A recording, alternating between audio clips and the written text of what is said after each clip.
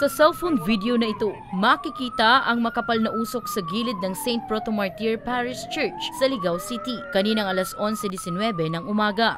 Ayon kay Fire Senior Inspector Lizelle Lobartillo, Acting Fire Marshal ng Ligao City Fire Station, isang concerned citizen na napadaan sa lugar ang nagpaabot sa kanila ng sumbong patungkol sa insidente na kaagad naman nilang nerespondihan. Batay sa kanilang isinagawang investigasyon, nagsimula ang sunog sa temporary stock room sa loob ng simbahan kung saan nakatago ang ilang mahalagang dokumento, mga libro at iba pang papeles ng nasabing simbahan. Ang estimated damage ma'am natin still under investigation. Yung origin po ng fire still under investigation pa din po ma'am. Wala naman pong nasaktan.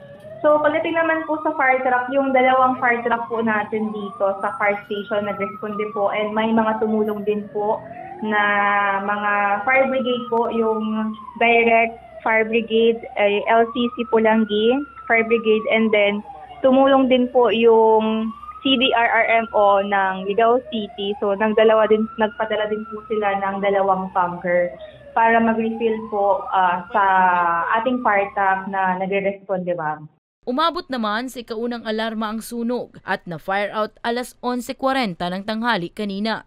Kapag po ganun ma'am na may sunog po, unahin po natin na tumawag po muna sa kabomberohan or sa hotline ng Bureau of Fire Protection bago po tayo mag-take ng video, no? And then, para maiwasan po yung mga ganitong sunog, kasi po ang top 3 cause of fire dito po sa Bicol Region is electricity, sa kitchen fire, and sa kandila.